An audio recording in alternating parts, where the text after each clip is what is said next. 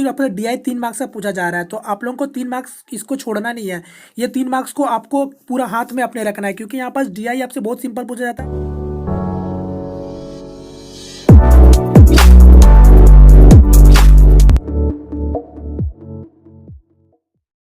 Hello friends, my name is Ravi and welcome to all in my channel study back. तो friends, अभी हम लोग करेंगे आपका मैथ के क्वेश्चन आपका आरपीएफ कांस्टेबल एग्जाम 2018 के लिए। जैसे कि आप लोगों को पता है कि आपका एग्जाम स्टार्ट है, तो जिन लोगों का आने वाले दिनों में एग्जाम है, तो फ्रेंड्स आप लोग देख लीजिए और प्रैक्टिस इसी टाइप के क्वेश्चन का कीजिए जिस तरीके से मैं आप लोगों को पैटर्न करा रहा हूँ, ठीक है। क्योंकि आपका इसी टाइप से पेपर का पैटर्न पूछा जा रहा है, ठीक है। ऐसा नहीं है कि आपका पेपर का मैथ में जो आपका अलग टाइप का पैटर्न देखने को मिल रहा है, यहाँ पास आपका वही पैटर्न पूछा जा रहा है जो आपका प्रीवियस जितने एग्जाम आपके ग्रुप के हुए हैं और अभी भी आपका जो 2 दिन का एग्जाम हुआ उसमें भी आपका सेम पैटर्न का पूछा जा रहा है, ठीक है। तो उम्मीद करता हूँ ये सब आप बात को समझ रहे होंगे। तो चलिए आज के क्वेश्चन भी मैं आपको वही सॉल्व कराऊंगा जो आपका प्रीवियस जिस तरीके से पूछा जा रहा है, ठीक है। तो चलिए आज के वीडियो को आप शुरुआत करते हैं बिना किसी टाइम वेस्ट के। तो फ्रेंड्स, जैसे कि देख सकते हैं आपके सामने क्वेश्चन है, तो देख लीजिए आज मैं आपको ये सारे क्वेश्चन कराऊंगा। तो यहाँ पास मैंने डीआई भी ले लिया क्योंकि आप लोगों ने बोला था कि मैं आप लोगों को डीआई भी कराऊँ, ठीक है। तो यहाँ पास मैं जो भी क्वेश्चन लिया वो सभी आपके इंपॉर्टेंट क्वेश्चन है, ठीक है। आपका इस टाइप से क्वेश्चन ही पूछा जा रहा है और यहाँ से बोल सकते हैं कि आपका 10 मार्क्स का पूरा फिक्स है कि आपका इसी टाइप से पूछा जाता है, ठीक है।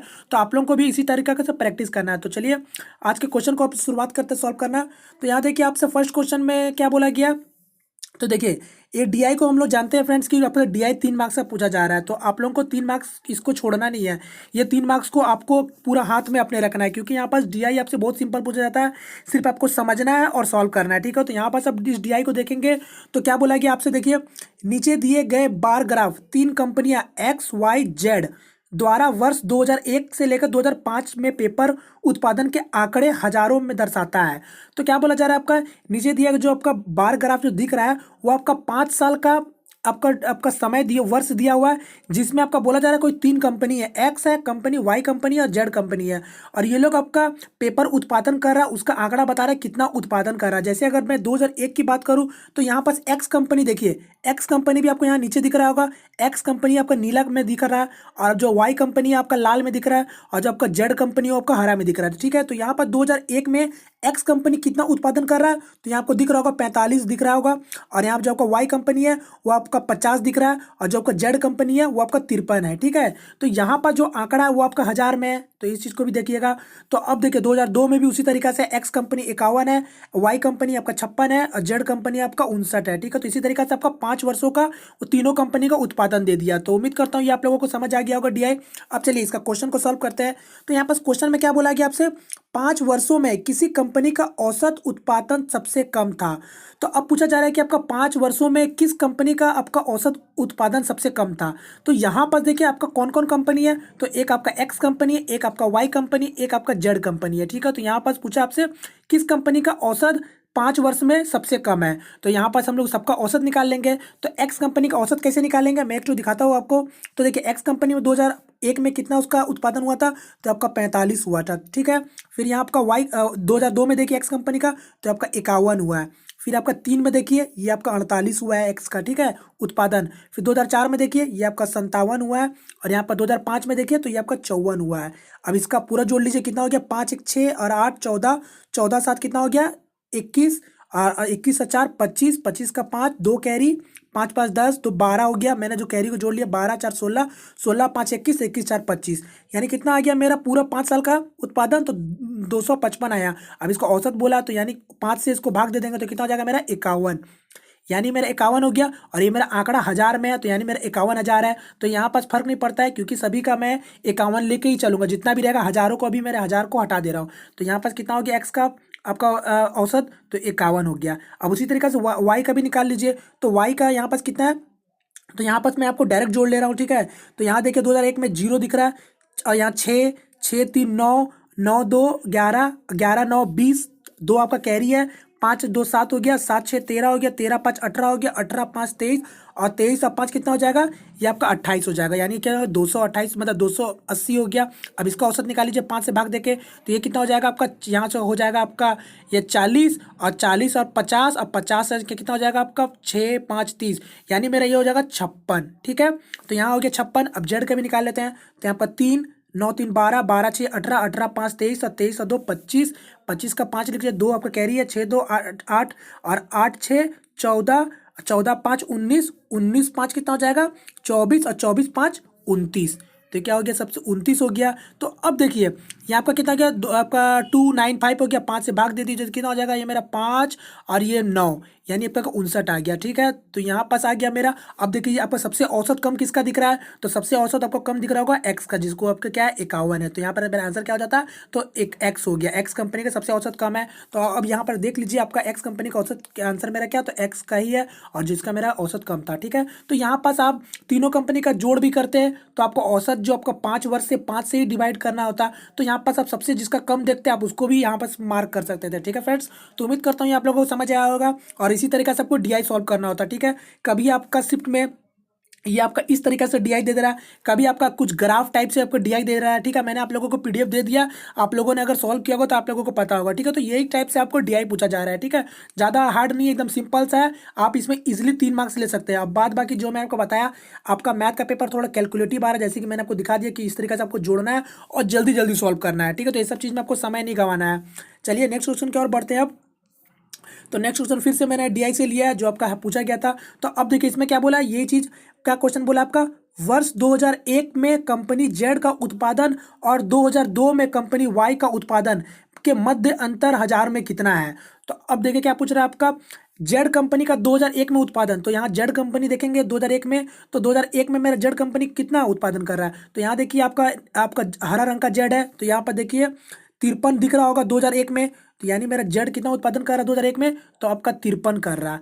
अब क्या बोला है, जेड के उत्पादन और 2002 में कंपनी वाई का उत्पादन, तो 2002 देख लीजिए, 2002 में वाई कंपनी कौन सा लाल वाला है, तो कितना 56 दिख रहा है, तो ये आपका 56 हो गया। अभी क्या पूछा आपसे, मध्य अंतर हजार में कितना है, अब ये लोग के बीच में कितना अंतर है, तो यहाँ से 56 से 3 चल रहा कितना हो जाएगा, तो आपका 3 ही हो रहा है, यानी 3000 का अंतर है। तो यहाँ पास आंसर मेरा क्या होगा, तो 3 ही होगा। ठीक है, तो अब इसका देख सकते हैं। तो उम्मीद करता हूँ ये भी आप लोगों को समझ आया होगा। तो देखिए कितना आसानी से बन जाता है, आपको बस समझने का ये देरी होता है। चलिए अब नेक्स्ट क्वेश्चन की ओर बढ़ते हैं। तो ये रहा मेरा नेक्स्ट क्वेश्चन। तो यहाँ पर सब देखिए क्या पूछा गया, ये देखिए औसत से आपका क्वेश्चन पूछा जाता है, जैसे कि मैं आपको बता रहा हूँ, और आपका औसत से आपका पूछा जाएगा। ठीक है फ्रेंड, तो आप लोग तैयार रहिए, औसत से अगर पूछा जाएगा तो आपको जल्दी जल्दी सिर्फ सॉल्व करना है। तो यहाँ पर देखिए क्या बोला आपसे, एक बक्से में 81 नोटबुक का औसत 81 मतलब 8.0 kg है। बक्से में एक नई नोटबुक रख देने पर औसत 8.2 kg हो जाता है। नई नोटबुक का भार ज्ञात करें। तो देखिए क्या बोल रहा है आपका कि 81 नोटबुक है जिसका औसत कितना है, तो 81 मतलब 81 नहीं है, मतलब वो 8.1 kg है। अब आपसे बोला है कि एक और जब आपका किताब नोटबुक रख दे रहे हैं तो उसका औसत कितना हो जा रहा है, तो 8.2 हो जा रहा है। तो यानी एक और रखेंगे सबसे पहले, तो कितना हो जाएगा मेरा नोटबुक टोटल, तो 82 हो जाएगा। अब और क्या बोलते हैं, कितना उसका औसत हो जा रहा है, तो 82 हो जा रहा है। ठीक है, मतलब आपका 8.2, माफ कीजिएगा। तो यहाँ पास अब बोला नया नोटबुक क्या होगा, तो हम लोग को पता है, इसको इसको गुना कर लीजिए और इसको इसको गुना कर लीजिए, फिर इसको घटा दीजिए, क्योंकि ये आपका 81 नोटबुक का पूरा जोड़ कितना होगा, तो जोड़ कैसे होगा, तो 81 को गुना कर देंगे आपका 8.1 से, और यहाँ पास आपका 82 बुक का आपका गुना कर देंगे 8.2 kg से पूरा, तब उसका जोड़ मिल जाएगा। तो उसको इसको जब घटा देंगे तब मेरा वो जो नया नोटबुक का जो आपका जोड़ा गया है तो उसका आपका वजन निकल जाएगा। तो उम्मीद करता हूँ ये आप लोगों को समझ आएगा। तो यहाँ पास अब आपको दिख रहा होगा 82 दिख रहा है। ठीक, यहाँ एक चीज़ को ध्यान दीजिएगा, अब यहाँ पास आप लोग ध्यान देने का चीज़ है, यहाँ दिख रहा है 8.2 और यहाँ 82, यहाँ नहीं सिर्फ पॉइंट का आपको फर्क दिख रहा होगा। ठीक है, बाद बाकी आपका इसको हम 82 का स्क्वायर भी निकाल सकते हैं। ठीक है, अगर आपको पता होगा तो। और यहाँ पास आपका 81 का स्क्वायर निकाल दीजिए, बाद में आप पॉइंट को लगा दीजिएगा एक डिजिट के बाद। तो यहाँ पास 82 का स्क्वायर अगर आपको पता होगा तो आप इसको इजिली निकाल लेंगे, वरना आप फिर से गुना करने लगेंगे। ठीक है, तो यहाँ पास आप लोग अब जैसे कर सकते कीजिएगा। ठीक है, तो यहाँ पास 82 का स्क्वायर क्या हो जाएगा, अगर आपको पता है जल्दी निकालने का तो कैसे होता है हम लोग, तो यहाँ पास आपका 100 से 18 कम है। ठीक है, तो 18 का स्क्वायर क्या होता है, 324, तो 324 यहाँ लिख लेते हैं, और क्या आपका हो गया, और आपका 82 अब 100 से कम है, तो 82 में 18 घटा दीजिए, तो ये कितना हो जाएगा मेरा, यहाँ 4 और यहाँ से 7 से जाएगा 6 हो जाएगा। तो यह मेरा क्या 64 हो गया, और 64 3 67, यानी मेरा कितना हो गया 82 का स्क्वायर, तो 6724। ठीक है फ्रेंड, तो इसको आपको ये सब चीज़ आना चाहिए जिससे आपको कैलकुलेटिव इजी हो जाएगा, वरना आप कर सकते हैं बेसिक तरीका से भी। अब 81 का स्क्वायर निकाल लेंगे, तो 81 का स्क्वायर क्या हो जाएगा, तो 100 से कितना कम है, तो आपका 19 कम है, तो 19 का स्क्वायर क्या हो जाएगा, 361 हो जा रहा। ये तरीका होता है फ्रेंड्स, ठीक है, स्क्वायर निकालने का। अब 100 से ये कम था, तो इसमें 81 में 19 भी कम कर लीजिए, तो कितना हो जाएगा आपका, यहाँ 2 हो जाएगा, और आपका 7 से जाएगा 6, यानी 62 हो गया, यानी 62 3 65, यानी कितना आ गया 6561 हुआ। ठीक है, 6561 आया एगो और आपका एगो आया 6724, तो इसे हम लेस कर लीजिए तो कितना हो जाएगा, 4 से 1 जाएगा, आपको दिख रहा होगा 3, आपका 12 से 6 जाएगा 6 हो जाएगा, और ये आपका 7 से 6 जाएगा 1 हो जाएगा, ठीक है। और ये आपका 6 से 6 अब जाएगा तो 0 हो जाएगा। तो यहाँ क्या आ गया मेरा 163 आ गया, ठीक है। और यहाँ पास मेरे मुझे पता है कि एक डिजिट के बाद पॉइंट लगा लीजिए तो मेरा क्या हो जाएगा आंसर, तो 16.3 जो कि मेरा आंसर दिख रहा है, ठीक है फ्रेंड। तो उम्मीद करते हैं आप लोगों को समझ आया होगा। तो चलिए, और ये भी इस टाइप का क्वेश्चन पूछा जा रहा है, ठीक है, तैयार रहिएगा इस टाइप का क्वेश्चन को सॉल्व करने के लिए। चलिए नेक्स्ट क्वेश्चन की ओर बढ़ते हैं। तो यहाँ पर देखिए नेक्स्ट क्वेश्चन क्या पूछा गया आपसे, एक बॉक्स में पेन, पेंसिल और इरेजर का अनुपात 3:2:1 है। यदि पेन, पेंसिल और इरेजर का कीमत क्रमशः 3 रुपया, 2 रुपया, 2 रुपया, रुपया है और बॉक्स पर पूरा खर्च की गई राशि 120 रुपया है, तो बॉक्स में पेन की संख्या पता लगाए। तो फ्रेंड्स देख लीजिए, ये क्वेश्चन आपका अनुपात से क्वेश्चन आएगा, मतलब आएगा, ये हर शिफ्ट में आपका लगभग पूछा जा रहा है, ठीक है। तो आपका भी जो शिफ्ट में होगा तो फ्रेंड आपको देखने का इस टाइप का क्वेश्चन मिल सकता है, ठीक है। बस फर्क क्या हो रहा है, कभी आपको पैसा दे दे रहा है, कभी आपको कोई सामान दे दे रहा है, तो कभी कुछ आपको दे दे रहा है। बस आपका जो चीज़ है आपका सब कुछ ऐसी रहने वाला है। तो इसको मैंने आपको पहले भी बताया था किस तरीके से सॉल्व करना। तो सिंपल है, क्या है आपका पेन, पेंसिल, इरेजर है, तो आपको इसको क्या है यानी 3x है, 2x मान लीजिए और आपका x मान लीजिए, ठीक है। अब क्या बोल रहा है, वो आपका पेन, पेंसिल, इरेजर का कीमत भी दे दिया 3 रुपया, 2 रुपया, 2 रुपया, तो आपका 3 रुपया ये है, इसका दाम 2 रुपया, इसका दाम 2 रुपया, और ये सभी का दाम पूरा कितना हो गया, तो 120 रुपया हो गया। तो देख लीजिए यहाँ से, तो यहाँ से 3 से 3 कितना हो गया, मतलब 9x हो गया, और यहाँ पर 2 2 4 रुपया हो गया, और यहाँ से क्या हो गया 2x, तो 2x हो गया। तो ये सभी को जोड़ के मेरा कितना रुपया हो रहा था, 120 हो रहा था। 9 4 देख लीजिए, 9 4 13 हो गया, और 13 2 कितना हो गया, 15 हो गया, यानी 15x का वैल्यू मेरे पास क्या है, तो 120 है। तो मेरा x का वैल्यू क्या हो जाएगा, तो ये आपका 8 हो जाएगा। तो अब 8 हो गया। अब आपसे पूछा क्या गया था, तो बॉक्स में पेन की संख्या पता लगाए, तो पेन का संख्या पूछ रहा है, तो पेन मेरा कौन सा था, तो पेन मेरा ये था, ठीक है। तो x का वैल्यू मेरा 8 है, तो 8 3x है, तो कितना हो जाएगा आपका 3 × 8, तो मेरा आंसर क्या हो जाएगा 24 हो जाएगा, जो कि मेरा ये आंसर भी है, ठीक है फ्रेंड। तो उम्मीद करता हूँ ये अभी आप लोगों को समझ आया होगा। चलिए नेक्स्ट क्वेश्चन की ओर बढ़ते हैं। ये देखिए क्वेश्चन में क्या बोला आपसे, 7200 की धनराशि 11% प्रति वर्ष के सामान्य ब्याज दर पर निवेश की जाती है। यदि 5 वर्ष बाद प्राप्त राशि के आधा भाग शेयर मार्केट में निवेश कर दिया जाता है तो बचत राशि ज्ञात करें। तो ये देखिए आपका साधारण ब्याज से क्वेश्चन पूछा गया है। तो आप लोगों को पता चल गया होगा कि साधारण ब्याज और चक्रवृद्धि ब्याज से आपका टोटल आपका 4 क्वेश्चन आपको देखने को मिलेंगे, ठीक है। आपका 2 साधारण ब्याज रहेगा और 2 आपका चक्रवृद्धि ब्याज रहेगा, या फिर आपका 3 जब देखने को मिलेंगे तो आपका हो सकता है 2 आपका चक्रवृद्धि ब्याज रहे, 1 साधारण ब्याज रहे, फिर या हो सकता है 1 आपको दोनों मिला के रहे और फिर आपका 2 कोई और रहे। तो आप इस तरीके से आपका सभी शिफ्ट में पूछा जा रहा है। तो यहाँ पर देखिए इस क्वेश्चन में आप आइए तो क्या बोला गया आपसे कि आपका कोई धनराशि है आपका 7200, उसका 11% प्रति वर्ष का ब्याज दर लग रहा है, और ये आपका कितना साल तक लग रहा है, तो 5 वर्ष तक लग रहा है, ठीक है। तो अब क्या बोला क्वेश्चन में आपसे, यदि 5 वर्ष बाद प्राप्त राशि का आधा भाग शेयर मार्केट में निवेश कर दिया जाता है तो बचत राशि ज्ञात करें। तो देखिए पहले बोल रहा है कि आपका जो 7200 आपका जो धनराशि है उसमें आपका 11% करके आपका ब्याज लगता है, ठीक है, और वो भी 5 साल तक लगता है। उसके बाद जो पूरा पैसा होता है उसमें आधा पैसा आपका शेयर मार्केट में आपका निवेश करता है। तो पूछ रहा है आपसे बचा हुआ पैसा कितना है। तो सिंपल है, तो अब देखिए ये मेरा पूरा धनराशि है और आपका कितना प्रतिशत से आपका ये ब्याज दर लग रहा था, तो 11% है, ठीक है। तो यहाँ पास हो गया 11 और आपका कितना साल के लग रहा था, 5 साल के लग रहा था। तो यानी मेरा टोटल जो आपका उसका ब्याज होगा तो कितना प्रतिशत होगा, तो आपका 11 × 5, ठीक है। तो यहाँ क्या हो गया मेरा 55, यानी मेरा पूरा धनराशि में कितना 5 साल के लिए आपका ब्याज लगने वाला है, तो 55% लगने वाला है। तो यानी इस 7200 का आप 55% निकाल लीजिए, तो मेरा कितना हो जाएगा 55% इस 7200 का। तो यहाँ से आपका 2 0 कैंसिल हो जाएगा। अब 55 को गुना कर दीजिए 72 से, तो यहाँ पास कैसे हो जाएगा, देखिए इसको आधा कर लीजिए तो आपका क्या हो जाएगा 36 हो जाएगा, और यहाँ से 55 का 110 हो जाएगा। अब इसको गुना कर लीजिए तो यहाँ क्या होगा 6 हो जाएगा, और 6 3 9, 11 से गुना, तो 6 3 9 और 3 और ये आपका 3 हो गया। यानी मेरा क्या आ गया, यहाँ पास एक 0 लगा दीजिए, यानी मेरा कितना पूरा ब्याज हुआ, तो ये मेरा ब्याज हुआ 3960 हुआ। तो ये मेरा ब्याज है, और पहले का धनराशि कितना था, 7200 था। तो इसको जोड़ लीजिए, मेरा टोटल कितना हो जा रहा है, तो यहाँ 0 हो जाएगा, ये 6 हो जाएगा, और 9 2 11 और एक आप कैरी 7 2 7 3 10 और एक 11। तो मेरा कितना हो जाएगा टोटल 5 साल के बाद पैसा, तो 11,160 रुपया हो रहा है, ठीक है। तो अब इसको क्या बोला था, अब गया था कि आधा पैसा वो आपका शेयर मार्केट में निवेश कर रहा है, तो आधा बचा हुआ पैसा, यानी इसका आधा कितना हो जाएगा, तो हाफ कर दीजिए, तो 2 से फिर भाग कर दीजिए, तो मेरा क्या हो जाएगा, यहाँ 5 आ जाएगा, यहाँ 5 आ जाएगा, और यहाँ आपका 8 आएगा, और ऊपर 0 आ जाएगा, यानी मेरा कितना होगा, तो 5,580 रुपया बचेगा, ठीक है फ्रेंड, जो कि मेरा ये आंसर भी है, ठीक है। तो उम्मीद करता हूँ ये आप लोगों को समझ आया होगा। चलिए नेक्स्ट क्वेश्चन की ओर बढ़ते हैं।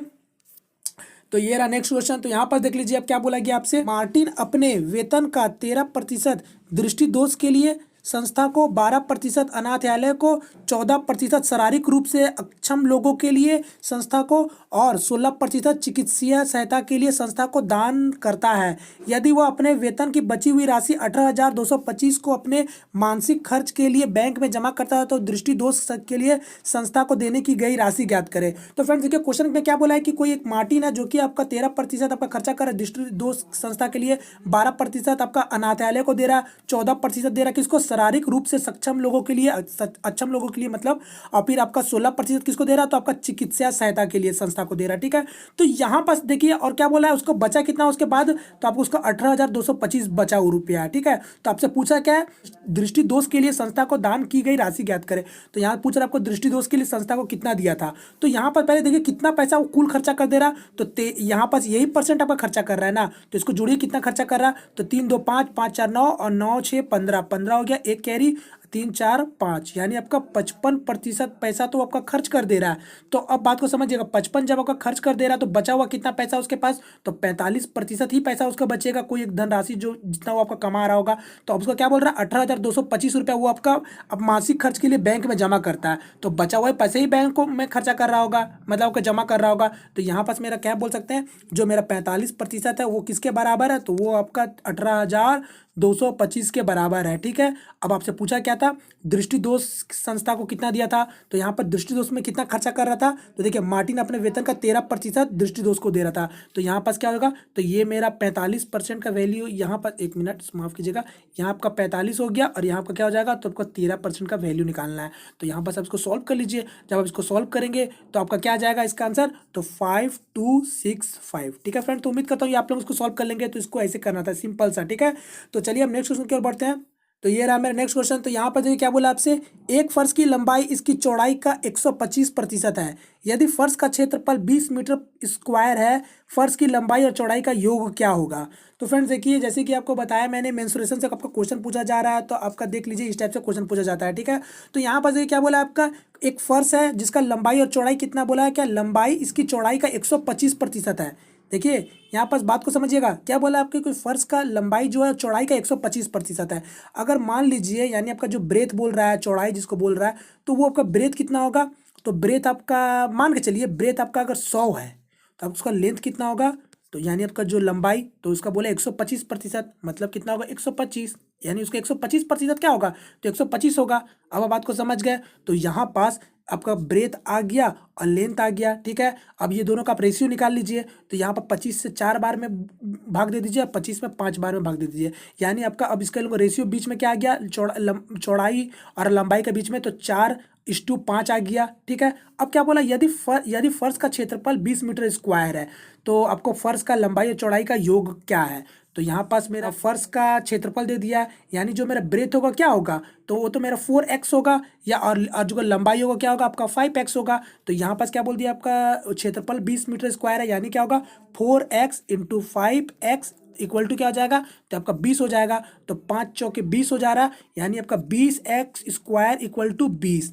तो यहाँ पर 20 कट गया, यानी x का वैल्यू क्या आ गया, तो x का वैल्यू मेरा 1 आ गया। मतलब आपका जो ब्रेथ और जो आपका लेंथ है वो आपका वही होने वाला है, यानी जो चौड़ाई है वो आपका 4 रहेगा, लंबाई है वो आपका 5 ही रहने वाला है। तो यहाँ पास क्या पूछा, दोनों का योग पूछा, तो यानी कितना हो जाएगा, 5 4 9 हो जाएगा। तो सिंपल इसका आंसर क्या जाएगा, तो मेरा 9 मीटर हो जाएगा। ठीक है फ्रेंड्स, उम्मीद करता हूँ आप लोगों को समझ आ गया होगा। चलिए नेक्स्ट क्वेश्चन की ओर बढ़ते हैं।